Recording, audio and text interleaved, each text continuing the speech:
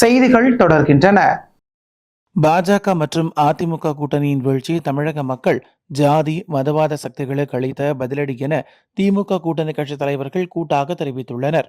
தமிழக சட்டசபை தேர்தல் முடிவுகள் வெளியாகியுள்ள சூழலில் தேர்தல் முடிவுகளை தொடர்ந்து திமுக தலைமையிலான கூட்டணி கட்சித் தலைவர்கள் சென்னை அண்ணா அறிவாலயத்துக்கு வருகை தந்து முதலமைச்சர் ஸ்டாலினை சந்தித்து பேசினர். இந்த சந்திப்பில் விசிக தலைவர் தொல் திருமாவளவன், சிபிஎம் மாநில செயலாளர் பே சண்முகம், வீரபாண்டியன், சுதீஷ் மற்றும் வைகோ உள்ளிட்ட முக்கிய தலைவர்கள் பங்கேற்றனர். அதே வேளையில் இந்த சந்திப்பில் காங்கிரஸ் கட்சி தலைவர்கள் யாரும் கலந்து கொள்ளவில்லை என்பது அரசியல் வட்டாரத்தில் கவனிக்கத்தக்க ஒன்றாக அமைந்துள்ளது. இந்நிலையில் கூட்டத்திற்கு பின்னர் செய்தியாளர்களை சந்தித்த கம்யூனிஸ்ட் கட்சி மாநில செயலாளர்கள் பே சண்முகம், வீரபாண்டியன் தமிழக மக்கள் பாஜகவின் அரசியலை முற்றிலுமாக நிராகரித்து விட்டதை இந்த தேர்தல் முடிவுகள் காட்டுவதாக கூறினார். பாஜக அதிமுக கூட்டணியை தோற்கடிக்க வேண்டும் என்பதுதான் தங்களது பிரதான இலக்காக இருந்ததாகவும் அந்த நோக்கம் தற்போது எட்டப்பட்டுள்ளதாகவும் அவர் தெரிவித்தார். மேலும் தாவேகாவுக்கு எதிராக தாங்கள் எந்த பிரச்சாரமும் முன்னெடுக்கவில்லை என்றும் தங்களது முழு கவனமும் பிரதான எதிர்க்கட்சி கூட்டணியை வீழ்த்துவதிலேயே இருந்தது என்றும் அவர் விளக்கம் அளித்தார். இல்லை, எங்களுடைய நோக்கம் மெயினான நோக்கம் மதச்சார்பற்ற முற்போக்கு கூட்டணியுடைய பிரதானமான நோக்கம் அதிமுக பிஜேபி கூட்டணியை தோற்கடிக்க வேண்டும் என்பது. அதில் நாங்கள் வெற்றி பெற்றிருக்கிறோம். ஒரு எதிர்பாராத இந்த தேர்தல் முடிவு என்பது ஒரு முற்றிலும் எதிர்பாராத முடிவு, அவர்களே கூட எதிர்பாராத முடிவு. அப்படி இருப்பினும் தமிழ்நாட்டு மக்கள் ஒரு அறுதி பெரும்பான்மையை எந்த கட்சிக்கும் எந்த அணிக்கும் வழங்கவில்லை என்பதுதான் இப்போ ஏற்பட்டிருக்கிற நிலைமை. தொடர்ந்து பேசிய மதிமுக பொதுச் செயலாளர் வைகோ, திமுக கூட்டணி கட்சிகள் எப்போதும் வேறு கட்சியை ஆதரிக்காது, திமுக கூட்டணியில் இருக்கும் கட்சிகளும் வேறு கட்சியுடன் தொடர்பு இல்லை என்றும் திமுக அரசு செயல்படுத்தி வந்த ஒரு திட்டத்தை கூட விட்டுவிடாமல் நிறைவேற்ற வேண்டிய கடமையும் பொறுப்பும் இருப்பதால் அதை சிறப்பாக செய்ய வேண்டும் என்று விரும்புகிறேன் என கூறினார். ஜனநாயகத்தினுடைய தீர்ப்பு என்பது மக்களினுடைய தீர்ப்பு. அந்த மக்கள் தந்த தீர்ப்பை அவர்கள் ஒரு கட்சிக்கு திமுகத்தை விட அதிக இடங்கள் கொடுத்திருக்கக்கூடிய அந்த தீர்ப்பை நாங்கள் மதிக்கிறோம். தமிழ்நாட்டில் 6 நாட்களுக்கு கனமழை தொடரும் என வானிலை ஆய்வு மையம் தெரிவித்துள்ளது. இதுகுறித்து சென்னை வானிலை ஆய்வு மையம் விடுத்துள்ள செய்திக்குறிப்பில், தெற்கு மத்திய பிரதேசத்தின் மையப்பகுதிகள் முதல் மன்னார் வளைகுடா வரை விதர்பா, மரத்வாடா, உள் கர்நாடகம் மற்றும் தமிழ்நாடு வழியாக வளிமண்டல காற்றழுத்த தாழ்வு பாதை நிலவுவதாகவும், இதனால் நாளை கோயம்புத்தூர் மாவட்டத்தின் மலைப்பகுதிகள், நீலகிரி, திருப்பூர், தேனி, தென்காசி, திருநெல்வேலி மற்றும் கன்னியாகுமரி மாவட்டங்களின் ஓரிரு இடங்களில் இடி மின்னல் மற்றும் பலத்த காற்றுடன் கூடிய கனமழை பெய்யக்கூடும் எனவும், நாளை மறுநாள் கோயம்புத்தூர் மாவட்டத்தின் மலைப்பகுதிகள், நீலகிரி, திருப்பூர், ஈரோடு, தேனி, தென்காசி, மதுரை, விருதுநகர், திருநெல்வேலி மற்றும் கன்னியாகுமரி மாவட்டங்களின் ஓரிரு இடங்களில் இடி மின்னல் மற்றும் பலத்த காற்றுடன் கூடிய கனமழை பெய்யக்கூடும் என சென்னை வானிலை ஆய்வு மையம் தெரிவித்துள்ளது. மேலும் வரும் 8ஆம் தேதி முதல் 10ஆம் தேதி வரை நீலகிரி, கோயம்புத்தூர், ஈரோடு, திருப்பூர், திண்டுக்கல், தேனி, மதுரை, விருதுநகர், தென்காசி, கன்னியாகுமரி, திருநெல்வேலி, தூத்துக்குடி, ராமநாதபுரம், சிவகங்கை, தஞ்சாவூர், திருவாரூர், நாகப்பட்டினம், மயிலாடுதுறை, புதுக்கோட்டை மாவட்டங்கள் மற்றும் காரைக்கால் பகுதிகளின் ஓரிரு இடங்களில் இடி மின்னல் மற்றும் பலத்த காற்றுடன் கூடிய கனமழை பெய்யக்கூடும் என வானிலை ஆய்வு மையம் தெரிவித்துள்ளது. மேலும் நாளை முதல் 9ஆம் தேதி வரை தமிழகம், புதுவை மற்றும் காரைக்கால் பகுதிகளில் அதிகபட்ச வெப்பநிலை ஒரு சில இடங்களில் இயல்பை விட 2 டிகிரி செல்சியஸில் இருந்து 3 டிகிரி செல்சியஸ் வரை அதிகமாக இருக்கக்கூடும் என வானிலை ஆய்வு மையம் தெரிவித்துள்ளது. அடுத்து வருவது சிறப்பு செய்திகள். நடந்து முடிந்த தமிழக சட்டமன்ற தேர்தலில் தமிழக வெற்றிக் கழகம் அதிக வாக்குகளை பெற்று நாளை மறுநாள் தாவேக தலைவர் விஜய் தமிழ்நாட்டின் முதலமைச்சராக பதவியேற்க உள்ள நிலையில் திமுகவின் தோல்விக்கான காரணங்கள் என்ன என்பது குறித்து இந்த சிறப்பு செய்தியில் காணலாம். மூன் தொலைக்காட்சி நேயர்களுக்கு வணக்கம். நம்முடன் இணைந்திருப்பவர் பத்திரிகையாளர் புதுமடம் ஜாஃபர் அவர்கள்.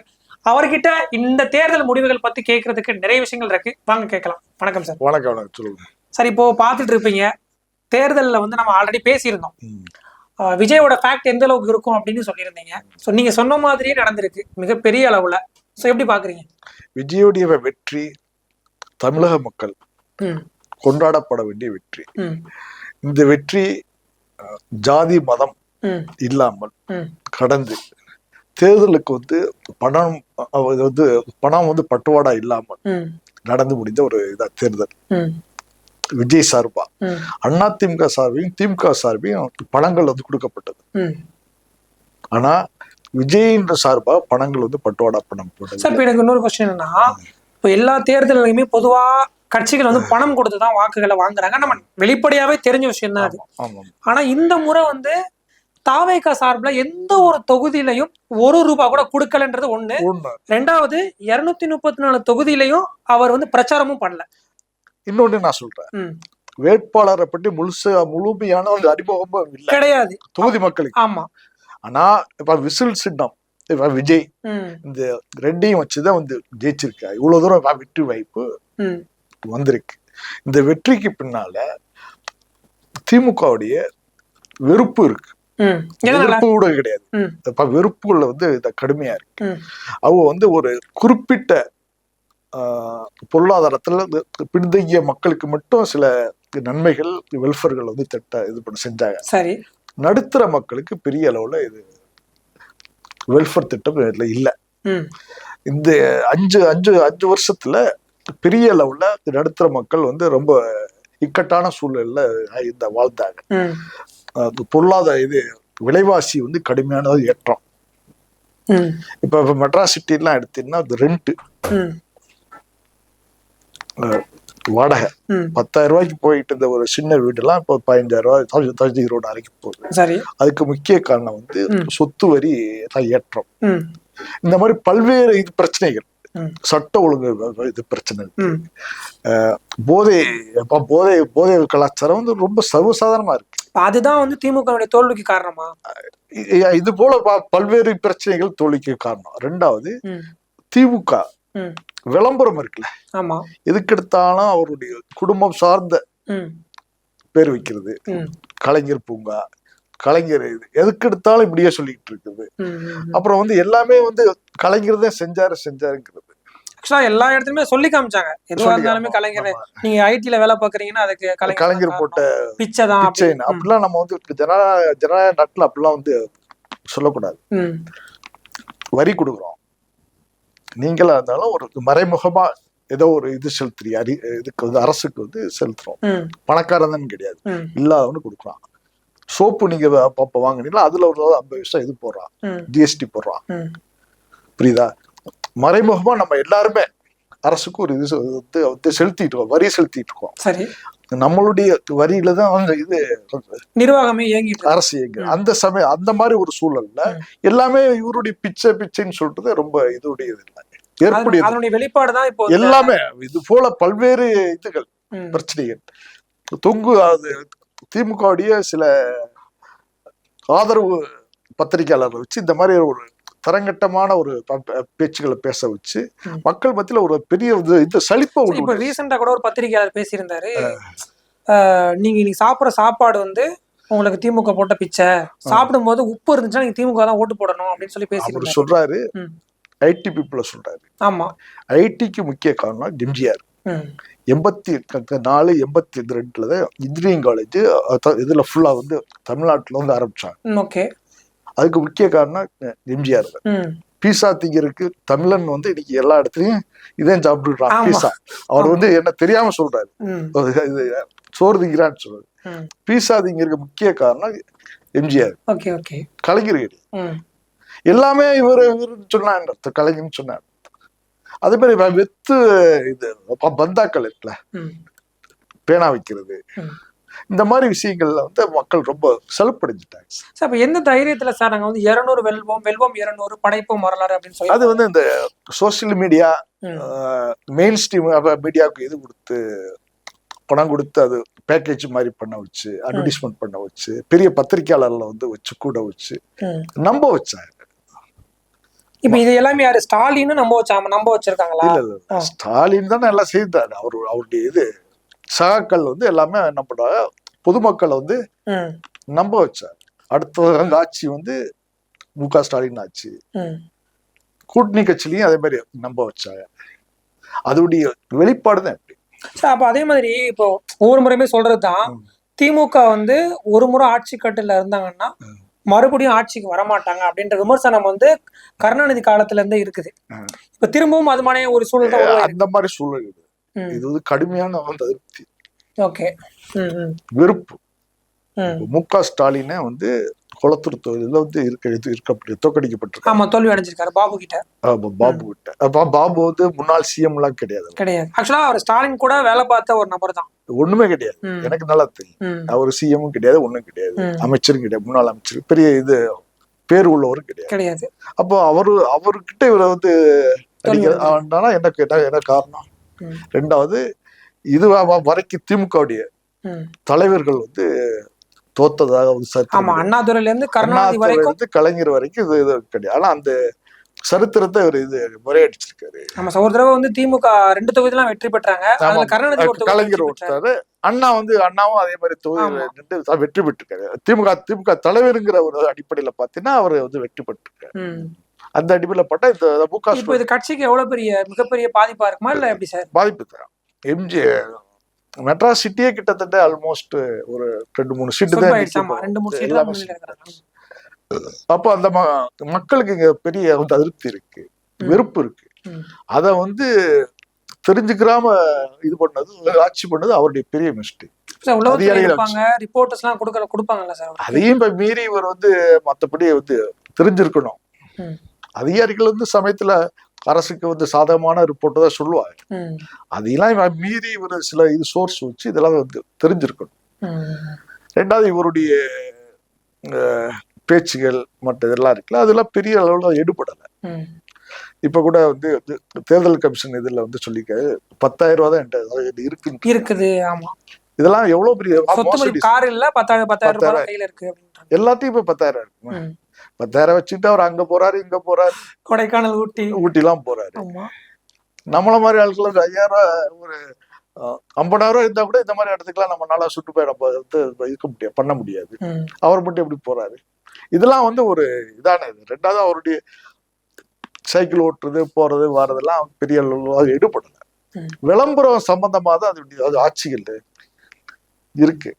மக்கள் அதை நல்லா அண்டர்ஸ்டாண்ட் பண்ணிருக்காங்க. அது ஒண்ணு மக்கள் மேல பெரிய இதெல்லாம் சொல்ல முடியாது, குறை சொல்ல முடியாது, கிளீனா அண்டர்ஸ்டாண்ட் பண்ணிருக்காங்க. இப்போ நம்ம முன்னாடி பேசும்போது தாவேக்கா வந்து ஒரு இம்பாக்ட் கிரியேட் பண்ணோம், நிறைய பேர் மாத்தி சொல்றாங்க, ரொம்ப தாவேக்கா ரொம்ப இதா டீல் பண்றாங்க. பட் ஆனா ஒரு இம்பாக்ட் கிரியேட் பண்ணணும் நீங்க சொல்லியிருந்தீங்கல்ல சார். ஆனா இப்போ உங்க மிகப்பெரிய லெவல்ல முன்னிலையில இருக்கிறாங்க. எல்லாரும் என்ன சொல்றாங்க, தற்குறிங்கிற ஓட்டு இருக்கா இல்லையா? அவனுக்கு இருக்கு. 18 வயசுக்கு மேல இருந்தாலும் அவனுக்கு தற்குறிக்கு இருக்கா இல்லையா? ஓட்டு இருக்கு. ஐஐடில உள்ள இவருக்கு இருக்கு, பேராசிரியருக்கு இருக்கு. அவருக்கும் இதே ஒரே ஓட்டு, சிங்கிள் ஓட்டு. அப்புறம் என்ன இருக்கு? ஜனநாயகத்துல இதுதான் முக்கியம், ஓட்டு தான் முக்கியம். அறிவாளி, புத்திசாலி, பணக்காரங்க அதெல்லாம் கிடையாது. இத வந்து முதல்ல அண்டர்ஸ்டாண்ட் பண்ணணும். திமுக வந்து அப்படி ஒரு தற்குறிங்கிற சொல்லாடலே அந்த இடத்துல யூஸ் பண்ணிருக்க வேண்டியது இல்லை. அத வந்து ரொம்ப முகமமா அதை வந்து செஞ்சதுடைய விளைவுதான் இப்ப திமுகவுடைய படுதோல்விக்கு இது காரணம். சரி, இப்போ விஜய் நம்பிதான் எல்லாருமே வாக்களிச்சிருக்கிறாங்கன்னு சொன்னீங்க. ஆனா விஜய் கூட இருக்கக்கூடிய சகாக்கள் வந்து எல்லாருமேலுமே ஒவ்வொரு சில குற்றச்சாட்டுகள்லாம் இருக்கு சார். இப்படி எல்லாம் சொல்லிக்கிட்டே இருந்தோம்னா சொல்லிக்கிட்டே இருக்கலாம். இப்பதான் வண்டி உட்கார்ந்துருக்கோம், ஸ்டார்ட் ஆகுது. இப்ப ஸ்டார்ட் ஆகும் போது எங்கேயா போய் முட்டுமான்னு கேட்டா என்ன அர்த்தம்? முட்டும் போது பாத்துக்கிற வேண்டியது. இப்ப விஜய் வந்து ஆட்சி கட்டில அமர்ந்தாருன்னா அவருடைய ஆட்சி வந்து எந்த மாதிரியான ஆட்சியா இருக்கும்? ஏன்னா முன் அனுபவமே கிடையாது. ஆக்சுவலா கட்சி வந்து 2024 பிப்ரவரியில தொடங்குறாரு, 2026 சொன்ன மாதிரியே வின் பண்ணிட்டாரு. ஒருவேளை ஆட்சி கட்டில அமர்ந்தா இந்த அதிகாரத்தை வந்து அவரால் கரெக்டா மேனேஜ் பண்ண முடியுமா? பண்ண முடியும் சார். ஏன் கேக்குறேன்னா, இபிஎஸ் வந்து சின்ன வயசுல இருந்து அரசியல் இருந்தவர், ஸ்டாலினும் சின்ன வயசுல இருந்து அரசியல் இருந்தவர். சோ அந்த சிஎம் நாற்காலின்றது அவங்களுடைய அந்த உதயநிதி வந்து இவரு ஸ்டாலின் சின்ன வயசுல இருந்து அரசியல் இருந்தது இல்ல, இவரு உதயநிதி இல்ல, அவர் இது பண்றாரா இல்லையா? அதே மாதிரி இவரும் மெயின்டைன் பண்ணுவாரு சார். நிர்வாக செட்டப் ஒண்ணு வந்து இருக்கு, அதிகாரிகள் இருக்காங்க, ஐபிஎஸ் அதிகாரி இருக்கா, அட்வைஸ் இருக்கா, ஆலோசனை பண்ணி இவர் செயல்படுவாரு. இதுல என்ன இருக்கு? Okay okay. சரி, இப்போ அதே மாதிரி தாவேகா வந்து 13 இஸ்லாமிய வேட்பாளர்களை நிறுத்தியிருந்தாங்க. அதுல கணிசமான நபர் வந்து சட்டமன்ற உறுப்பினராக போக போறாங்க. மற்ற கட்சிகளை விட இஸ்லாமிய சமூகத்தை சேர்ந்தவங்க போக போறாங்க. அவங்களுடைய பிரதிநிதித்துவம் அங்க அதிகமாக. ஜெயலலிதாவுக்கு அப்புறம் 2001 வந்து ஜெயலலிதாவுக்கு முஸ்லீம்கள் அதிகப்படியான இது வாக்கு செலுத்தினாங்க. இப்போ வந்து தாவேக்காவுக்கு வந்து செலுத்திருக்காரு. அதான் காரணம். நல்லபடியா இருப்பா. ஃபியூச்சர்ல முஸ்லீம்களும் வந்து நிறைய பேர் சப்போர்ட் பண்ணுவாங்க. இன்னும் கொஞ்சம் ஆதரவு இன்க்ரீஸ் ஆகும். இதுவரை நம்மிடம் பல்வேறு அரசியல் கருத்துக்களை பகிர்ந்து கொண்டார் பத்திரிகையாளர் திரு புதுமடம் ஜாஃபர் அவர்களுக்கு நன்றி. நன்றி, வணக்கம். தமிழ்நாட்டின் பல்வேறு பகுதிகளில் நடைபெற்ற முக்கிய நிகழ்வுகளை உங்க ஊர் செய்திகள் பகுதியில் தற்போது சுருக்கமாக பார்க்கலாம். புதுக்கோட்டை மாவட்டம் திருமயம் சட்டமன்ற தொகுதியில் நடந்து முடிந்த சட்டமன்ற தேர்தலில் அமைச்சர் ரகுபதி மீண்டும் 1492 வாக்குகள் வித்தியாசத்தில் வெற்றி பெற்றார். இந்நிலையில் வெற்றி பெற்றதற்கான சான்றிதழை தேர்தல் நடத்தும் அலுவலரிடம் அவர் பெற்றுக்கொண்டார்.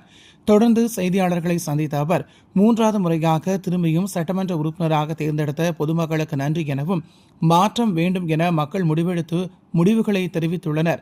ஆனால் அவர்கள் ஏமாறாமல் இருந்தால் சரி எனவும் பெரும்பான்மை இல்லாத சூழ்நிலையில் நாங்கள் சரியான எதிர்க்கட்சியாக செயல்படுவோம் எனவும் திராவிட கட்சிகளுக்கு மாற்று என்று கூறி வந்த கட்சி தமிழகத்துக்கு வந்தாலும் அது நீடித்து இருக்க முடியாது என கூறினார். 1957 இருந்து தேர்தல் திமுக முதல் தேர்தலிலேயே எம்ஜிஆர் மன்றம் தேர்தல் களத்தில் இருந்தது. 62, 67, 71 என்று தொடர்ந்து எல்லா தேர்தலிலேயுமே எம்ஜிஆர் மன்றங்கள் திமுகவினுடைய கிளைக்கழகமாக இருந்து பணியாற்றி அனுபவம் இருந்தது. அந்த அனுபவத்தினுடைய அடிப்படையிலே தான் எம்ஜிஆர் ஆட்சியை அமைக்கக்கூடிய தைரியம் அவருக்கு துணிச்சலும் இருந்தது. எனவே அந்த ஆட்சி அமைக்கக்கூடிய அந்த வலிமையை அவர் திராவிட முன்னேற்ற கழகத்தில் இருந்துதான் பெற்றார். அதனுடைய உறுப்பினராக இருந்து பெற்றார். ஆனால் இவர்களுக்கு எந்த விதமான ஒரு கவுன்சிலராக கூட யாரும் இல்லை, எந்த விதமான அரசியல் அனுபவமும் கிடையாது. ஆனால் இன்றைக்கு அதிகாரிகளை வைத்துக்கொண்டு காலம் ஓட்டிவிட முடியும் என்று கருதுகிறது. காலம் பதில் சொல்கிறேன். தூத்துக்குடி மாவட்டம் குளத்தூர் அருகே உள்ள வேடநத்தம் கிராமத்தைச் சேர்ந்த 12ஆம் வகுப்பு மாணவி பாலியல் பலாத்காரம் செய்யப்பட்டு கொடூரமாக கொலை செய்யப்பட்டார். இந்த சம்பவத்தில் கைது செய்யப்பட்ட குற்றவாளி தர்ம முனீஸ்வரனை வழக்கு விசாரணைக்காக தூத்துக்குடி மாவட்ட போக்சோ நீதிமன்றத்தில் காவல்துறையினர் இன்று ஆஜர்படுத்தினர். இன்று நீதிமன்றத்தில் இந்த வழக்கில் சாட்சியாக 15 பேர் காவல்துறை சார்பில் ஆஜர்படுத்தப்பட உள்ளனர். இவர்களிடம் இன்று தூத்துக்குடி மாவட்ட போக்சோ நீதிமன்ற நீதிபதி பிரீதா விசாரணை நடத்தவுள்ளார். நெல்லை டவுன் கோட்டையடி பகுதியைச் சேர்ந்தவர் சைமன். இவர் ராமாயன்பட்டி சாலையில் உள்ள குருநாதன் கோவில் அருகே பழைய இரும்பு பொருட்கள் மற்றும் பிளாஸ்டிக் பொருட்கள் குடோன் ஒன்றை அமைத்துள்ளார். அங்கு காலை வழக்கமான பணிகள் நடைபெற்றுக் கொண்டிருந்த போது திடீரென கரும்புகை வந்ததைக் கண்டு பணியாளர்கள் சென்று பார்த்தபோது பிளாஸ்டிக் கழிவுப் பொருட்களில் தீப்பிடித்து இருந்தது தெரிய வந்தது. இதனைத் தொடர்ந்து அவர்கள் டவுன் மற்றும் பேட்டை தீயணைப்பு நிலையங்களுக்கு தகவல் தெரிவித்த நிலையில் நிகழ்விடத்துக்கு வந்த தீயணைப்புத் துறையினர் தீயை அணைத்தனர். ஆனால் இந்த விபத்தில் குடோனில் இருந்த அனைத்து பிளாஸ்டிக் பொருட்களும் எரிந்து நாசமான நிலையில் இதுகுறித்து போலீசார் வழக்கு பதிவு செய்து விசாரணை நடத்தி வருகின்றனர். திருப்பத்தூர் சட்டமன்ற தொகுதியில் தமிழக வெற்றிக் கழகத்தின் சார்பில் போட்டியிட்டு பெருவாரியான வாக்குகள் வித்தியாசத்தில் வெற்றி பெற்ற டாக்டர் திருப்பதி செய்தியாளர்களை சந்தித்தார். அப்போது பேசிய அவர் தனக்கு வாக்களித்து வெற்றி பெற வைத்த அனைத்து மக்களுக்கும் நன்றி எனவும் திருப்பத்தூரில் மருத்துவக் கல்லூரியை உருவாக்குவது, தொழிற்பேட்டை அமைப்பது, தென்பண்ணை பாலாற்றை இணைப்பது, ஜவ்வாது மலை சாலைகளை சீரமைப்பது, இஸ்லாமிய பெருமக்கள் பெருவாரியாக வாழும் பகுதிகளில் சாலை, குடிநீர் இவற்றை மேம்படுத்துவது என அனைத்து பணிகளையும் குறித்த நேரத்தில் முடிப்பதற்கு அனைத்து முயற்சிகளையும் எடுப்பேன் என தெரிவித்தார். புதுக்கோட்டை மாவட்டம் வல்லாத்தலாக்கோட்டையில் தர்மர் திரௌபதி அம்மாள் கோவில் சித்திரை திருவிழாவை முன்னிட்டு மாட்டுமண்டி எல்கை பந்தயம் வெகு சிறப்பாக நடைபெற்றது. இதில் புதுக்கோட்டை, திருச்சி, தஞ்சை உள்ளிட்ட மாவட்டத்தின் பல்வேறு பகுதியில் இருந்து ஏராளமான மாட்டுமண்டி உரிமையாளர்கள் கலந்து கொண்டனர். இதில் பெரிய மாடு, கரிச்சான் மாடு என இரு பிரிவுகளில் போட்டி நடைபெற்றது. இந்த மாட்டுவண்டி போட்டியினை சாலையில் இருபுறமும் நின்று பொதுமக்கள் கண்டு ரசித்தனர். இதனையடுத்து இந்த மாட்டுவண்டி போட்டியில் வெற்றி பெற்ற மாட்டின் உரிமையாளர்களுக்கு மற்றும் சாரதிகளுக்கு ரொக்க பரிசு வழங்கப்பட்டது. கோவை மாவட்டம் பொள்ளாச்சி தொகுதியில் திமுக கூட்டணியில் போட்டியிட்ட கொங்குநாடு மக்கள் தேசிய கட்சி வேட்பாளர் நித்யானந்தன் அமோகமாக வெற்றி பெற்றார். இந்நிலையில் செய்தியாளர்களை சந்தித்த அவர் இது பொள்ளாச்சிக்கான வெற்றி என்றும் 20 ஆண்டு காலமாக சமூக பணியில் இருக்கும் எனக்கு இந்த வாய்ப்பை அளித்துள்ளார்கள். பொள்ளாச்சி மட்டுமல்ல சுற்றியுள்ள அனைத்து பகுதிகளுக்கும் உண்டான வளர்ச்சி பணிகள் மேற்கொள்ளப்படும் என தெரிவித்தார். திருவண்ணாமலையில் கடந்த சில மாதங்களாகவே வெயிலின் தாக்கம் அதிக அளவில் இருந்த நிலையில் கடந்த 2 நாட்களாக திருவண்ணாமலை மற்றும் சுற்றுவட்டார பகுதிகளில் இரவு மிதமான மழை பெய்து வந்த நிலையில் குளிர்ச்சியான சூழ்நிலை ஏற்பட்டதால் பொதுமக்கள் மகிழ்ச்சி அடைந்தனர். இந்நிலையில் இன்று அக்னி நட்சத்திரம் துவங்கியுள்ள நிலையில் அதை முதல் காலை முதல் மாலை வரை அதிக அளவு வெப்ப தாக்கம் இருந்த நிலையில் இரவு சுமார் 2 மணி நேரத்திற்கு மேலாக திருவண்ணாமலை மற்றும் சுற்றுவட்டார பகுதிகளில் கனமழை பெய்தது. இதனால் வெப்பத்தின் தாக்கம் குறைந்து இரவில் குளிர்ச்சியான சூழ்நிலை ஏற்பட்டதால் பொதுமக்கள் மகிழ்ச்சி அடைந்தனர். ஈரோடு காங்கிரஸ் முன்னாள் தலைவர் மக்கள் ராஜன் செய்தியாளர்களை சந்தித்தார். அப்போது பேசிய அவர், தமிழ்நாடு காங்கிரஸ் தலைவராக இருக்கும் செல்வ பெருந்தகை காங்கிரஸில் இருப்பதற்கு சரியான நபர் இல்லை எனவும் இவரை உடனடியாக பதவியில் இருந்து நீக்கம் செய்ய வேண்டும் எனவும் தெரிவித்தார். மேலும் காங்கிரஸ் கட்சி இதுவரை ஒரு பெரிய தோல்வியை சந்தித்தது கிடையாது, இதுவே முதல் முறை என தெரிவித்தார். மதசார்பற்ற முற்போக்கு கூட்டணி கட்சிகள் சார்பில் திமுகவில் போடிநாயக்கனூர் தொகுதியில் முன்னாள் முதலமைச்சர் ஓ பன்னீர்செல்வம் போட்டியிட்டு வெற்றி பெற்றார். இந்நிலையில் செய்தியாளர்களை சந்தித்த அவர், போடி தொகுதியில் தனக்கு வாய்ப்பளித்த திமுக தலைவர் மு.க.ஸ்டாலின் அவர்களுக்கும் வாக்களித்து வெற்றி பெற செய்த அனைவருக்கும் நெஞ்சார்ந்த நன்றியை தெரிவித்துக் கொள்வதாகவும் எனது வெற்றியை திமுக தலைவர் ஸ்டாலினுக்கு சமர்ப்பிப்பதாகவும் தெரிவித்தார். கோவை மாவட்டம் பொள்ளாச்சியில் தேசிய ஜனநாயக கூட்டணி மேற்கு வங்காளம், புதுச்சேரி, அசாம் ஆகிய மாநிலங்களை வெற்றி பெற்று ஆட்சியை பிடித்ததையொட்டி புதிய பேருந்து நிலையம் முன்பு கோவை தெற்கு மாவட்ட பாஜக சார்பில் பொள்ளாச்சி நகர தலைவர் பட்டாசு வெடித்து பொதுமக்களுக்கு இனிப்புகள் வழங்கினார். இதில் கோவை தெற்கு மாவட்ட பொதுச் செயலாளர் துரை முன்னிலை வகித்தார். இதில் பாஜக நிர்வாகிகள் பலர் கலந்து கொண்டனர். புதுக்கோட்டை மாவட்டம் பொன்னமராவதி அருகே உள்ள செவலூர் கிராமத்தில் குடியிருப்பு பகுதி மற்றும் பூமிநாதர் கோவில் விவசாய நிலம் அருகே 3 வயது மதிக்கத்தக்க ஆண் புள்ளிமான் ஒன்று இறந்த நிலையில் கிடந்துள்ளது. இதனை கண்டு அதிர்ச்சியடைந்த அப்பகுதி மக்கள் இறந்த நிலையில் உள்ள ஆண் புள்ளிமான் குறித்து வனத்துறைக்கு தகவல் அளித்ததன் பேரில் அங்கு வந்த வனத்துறை அதிகாரிகள் சம்பந்தப்பட்ட இடத்தை பார்வையிட்டு ஆண் புள்ளிமான் இறப்பிற்கான காரணம் குறித்து ஆய்வு செய்து விசாரணை நடத்தி வருகின்றனர்.